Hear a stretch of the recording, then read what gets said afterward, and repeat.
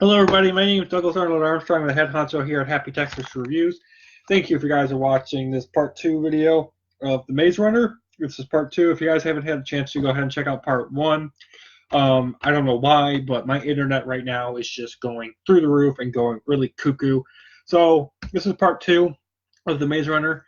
So I'm just going to continue where I I'm going to pick up where I left off, and so let's get right into this.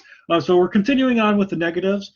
So I left off with talking about the rain going to the maze and only to the maze, and how that makes no sense whatsoever. And then I'm going to be continuing on with my negatives, and then hopefully, guys, I can get you guys my final review score. Be done with this because I've been trying to do this review for like 2 hours, and this is just ridiculous. There is some PG-13 language in this movie, so be aware of that. Apparently, the only smart people and non-self-interesting, non-self-preserving people are Thomas and Albie. Everyone else is just really soft or complete utter idiots, and they don't know what to do in certain situations. Like they've never read a single book in their life, or never have, been like, "Hey, maybe we should do this instead of that," kind of scenarios. Um, we will worry about it later. That nonsense in a movie should never exist. If you have to have a line where it says we'll worry about it later, you know for a fact they are not going to worry about it later because it's going to be too late because they're going to die. And guess what? They do. No one apparently. Yeah, just tons of nonsense. The passing between day and night, especially at the end, like after the Grievers attack the camp, it's like it goes from being like midday, then it goes complete dark, and it's dark for like 10 minutes or so, then all of a sudden the sun shows up again. So I guess the night cycle lasts 10 minutes in this universe. Okay, that makes sense. Um, no one else is able to figure out that Gally is acting and talking and becoming a rising dictator. I'm like, you could tell that he wants to take over the entire maze, and I'm like, everyone must be an idiot because no one notices that. Um, I mean, he's basically like Emperor Palpatine. And then for some other negatives, why do you have to um why are young children being used as a cure to the flare in order to eventually get a cure out of them? Wicked's going to have to kill them. That makes no sense. What happens to those that remain in the maze at the end of this movie? Are they just stuck there until they actually get out and then captured by Wicked? Or do they just like does Wicked get in there and kill them, or do they just stay there? What happens? Um how does a solar flare create a zombie virus? I promise you it can't. Um how does and why does Gally leave the maze in order to hunt down and kill those that leave the maze and survive to get to the command center of the maze, instead of just trying to kill them when he could have.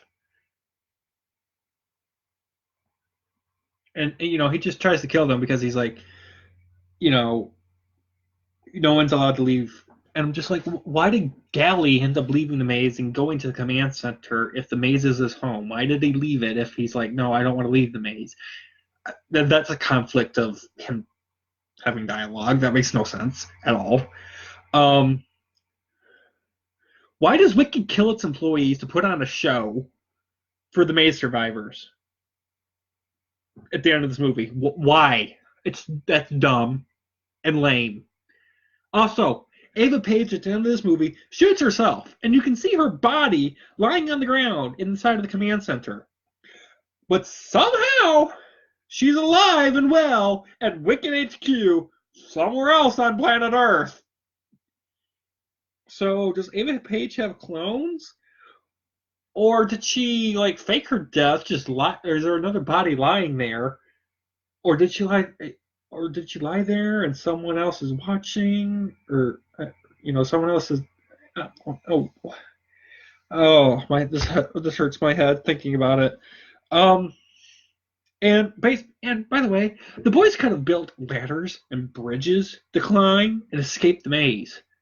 Why did they need to find a literal exit door to get out of the maze?